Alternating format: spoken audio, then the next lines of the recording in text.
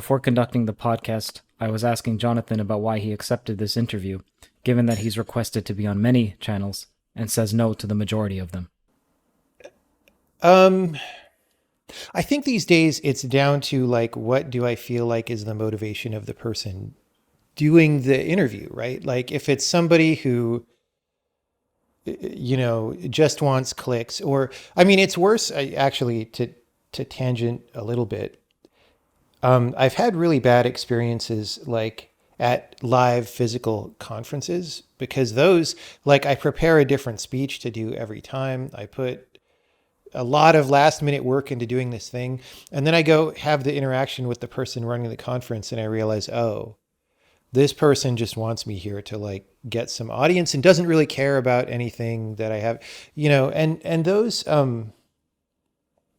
that has, it's just gotten me to be more, to conserve my energy more, I guess, and try to use it in cases where I feel like somebody just wants to legitimately have a conversation, right? As opposed to like, whatever. And so there's all sorts of emails that I get that um, I don't even reply to, you know, ranging from, do you want to speak? I mean, these days it's usually online conferences, right? Do you want to speak at our online conference to like, Mm-hmm. I'm in high school and my teacher wants us to interview people, right? And it's Those are like, sweet. there, I mean, maybe, but also maybe not. Like, because maybe it's just, oh, I just picked someone. I don't know. It could be a But, ruse or that they're not genuinely interested in you.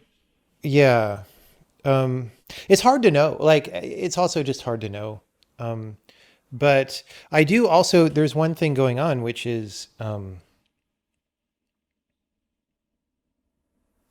like, I generally only want to do talks when I really have something to say, which is interesting to see how this is going to go because it's not like I have a particular idea uh, for what what I want to get across. Right? It's totally open conversation, but like I've seen a lot of people. Um, this is a kind of an industry lens on things or something, right? Okay. But you see people and they seem like smart people in a certain field, but then you watch them for years or they're the people around you and they're just talking and talking and it eventually turns out they were like playing this talking game as opposed to like really being the people invested in like wanting to know and wanting to work hard and do the thing. And so um, I have this secondary reflex to like check that tendency in myself. Like, hey, is it really better if you maybe don't talk so much right now and um, just go work on something and What come do you back mean when you later? say they're playing the talking game? That they want to be a guru or a pundit of some sort more than they care about the message they're delivering? They want to be someone who's seen as a message deliverer? Yeah, I mean, I think that's a very fundamental human motivation, right? Or I mean, not fundamental to everybody. Let's say common. It's a common thing that people do, um, either to get ahead societally or to just feel to themselves like they're succeeding, right? Like we all sort of, especially these days, in the U.S., there's not a lot of like social prescription for how to who you're supposed to be, right? Like the at least the culture that I grew up in was just sort of like, here you go, go figure it out, right? Go figure out what you're doing, and um, that means there's this thing that happens where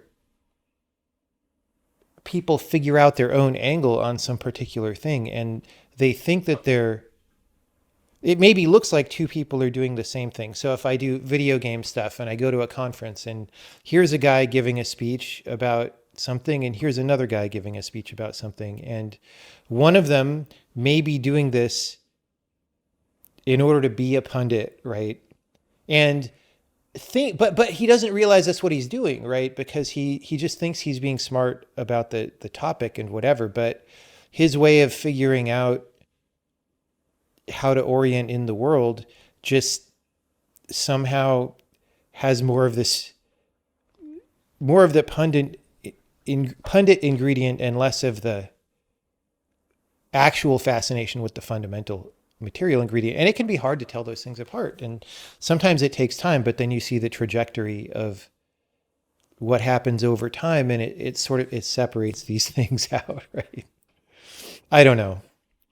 You know, I've been following you for, when I say following you, I've known about you and have been a fan of you for more than 10 years. Wow. Many Okay. more than 10 years.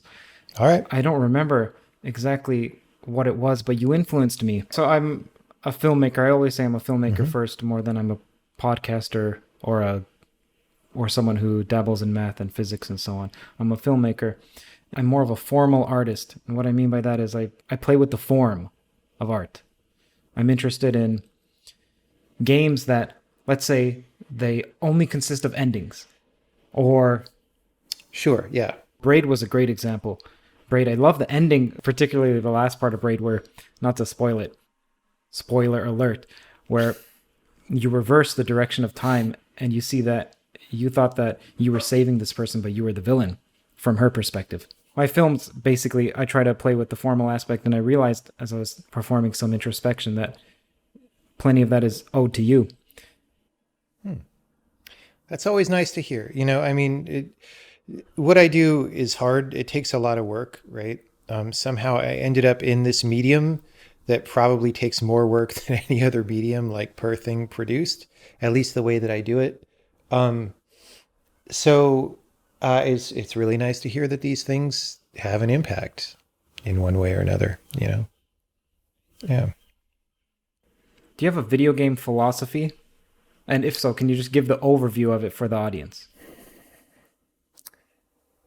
I'm not sure that I think about it exactly that way. I mean, I think that I could give a good answer to that question if we go into it by more specific parts, because what I have is something that I've put together over decades as a result of a few different things, right? One is like, how did I get into this?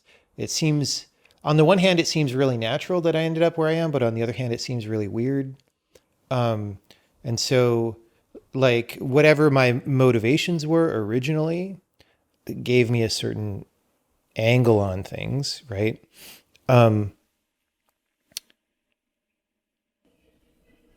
Okay, how about this? You said in one of the interviews, I believe it's a recent one, a few months Okay, ago, that one of your goals in life is to understand the universe. Maybe that's the sure. predominant goal. So, firstly, what does it mean to understand the universe? Yeah, I'm not actually. This is a difficult question, right? I mean, so yeah. No, I mean, what I would say in response to that question is um, that was very, very definitely um, a strong guiding motivator, or maybe the only motivator when I was young, before I was actually officially in games. Like when in the 80s, when I had home computers and I was just like doing hobbyist stuff. Uh huh. Um, but even then, I knew it was a hard question, and I knew that any answer that I could predict would be extremely unsatisfactory, right? It wouldn't be a real answer. And so I knew I was setting myself up for a very, very, very hard thing. Now, like what's interesting is I sort of got into doing game stuff almost as a temporary reprieve from that, as like, oh man, this thing, it's too hard. Um, I'm in. There was a time in life when I felt like I am insufficient to approach this problem without being completely destroyed. Therefore, my job is actually to go away for a little bit and get stronger, and later I'll know something better about how to approach this. Right? When you say this, you mean the problem of understanding the universe? And what do you mean that you'll be destroyed? Yes. And also, how old were you when you had that thought? So two questions. How old were you when you had that thought? And what do you mean by you'll be destroyed by your This search? was, around sometime when I was in college. So I was probably like 20 years old or something like that. 19 maybe. Um, and I would say that part of my personality at this time was so, I knew looking around, hey, we have a world full of people who also kind of claim to want to understand the world, but also seem to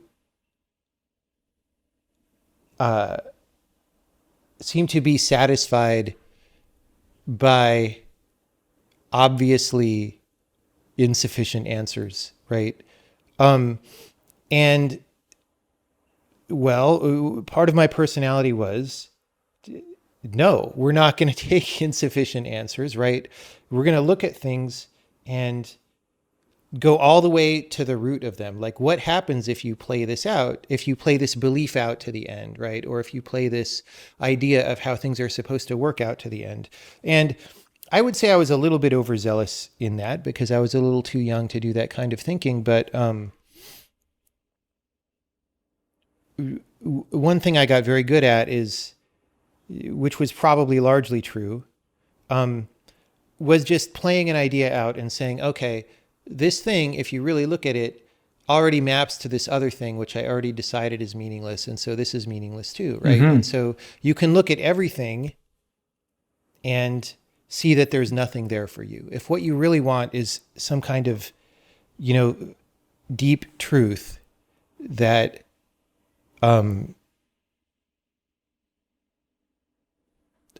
that will somehow answer this question of understanding the universe,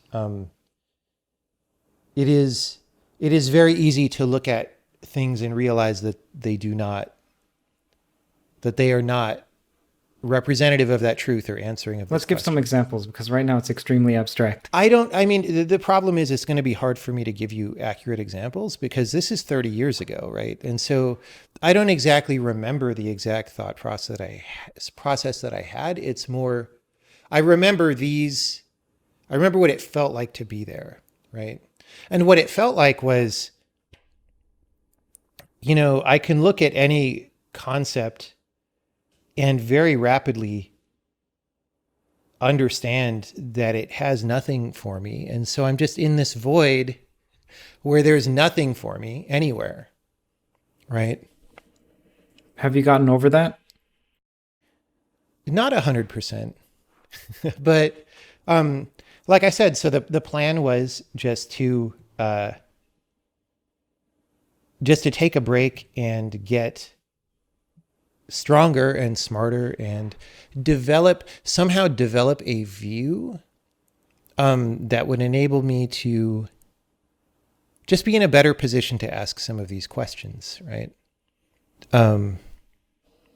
Okay, so you were around 20, 21, 22, Something like and that. you had aspirations of answering some of the largest questions that there are, and you realized you couldn't do so, or the answers that were provided to you you didn't find admissible. It's not like I wanted to publicly answer something or win the Nobel Prize for answering something. It was just a very deep interior drive, right? I just wanted to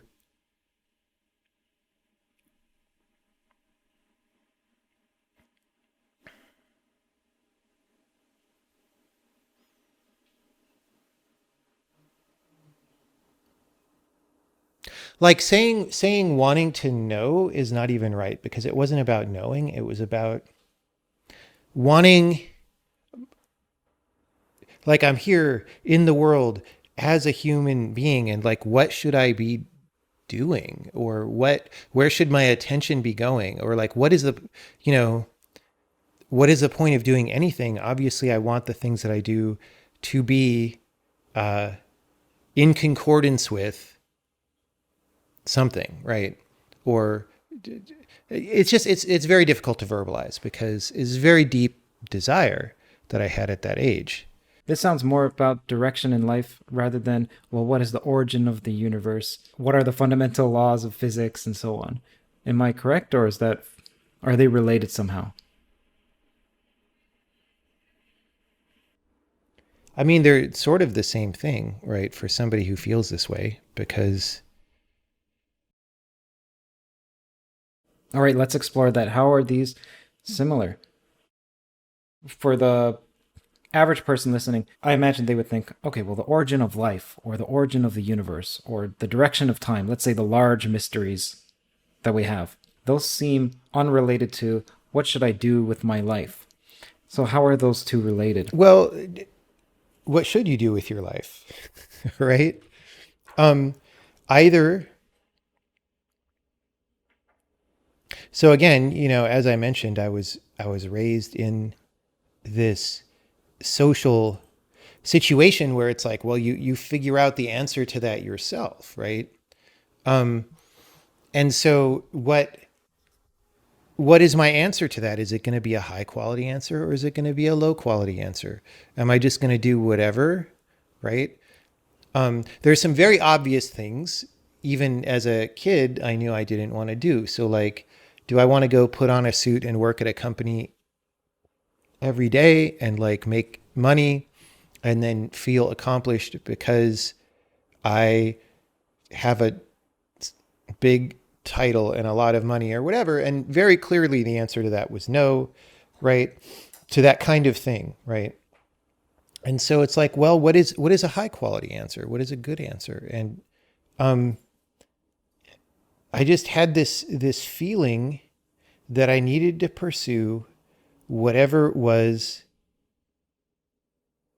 actually true, regardless of how far away it is or how difficult that was.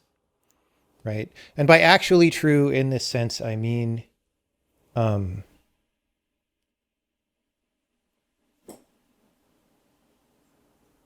I don't know. Right. Right. That's like part of what makes it hard. If you could nail it down very specifically, like, oh, it's purple and it's like, 3 feet long and 2 feet high, then maybe that's not that hard of a problem, right? Yeah, it's like a meta truth problem. Some people say, I want to know the set of true statements, the set of answers. But then you also want to know, well, what does it mean to be true? Does it mean true in an objective sense, so you can measure it and then you can falsify it and you can Yeah. repeat it? I mean, here I think we're getting to, there are places where language can actually start to confuse things, right? Because we use the same word to mean different things, and often those things have some semblance to each other, right?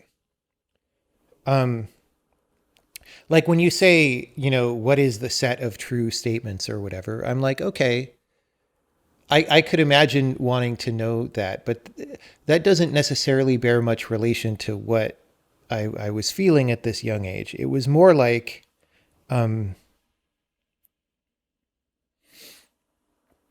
if you imagine that you had to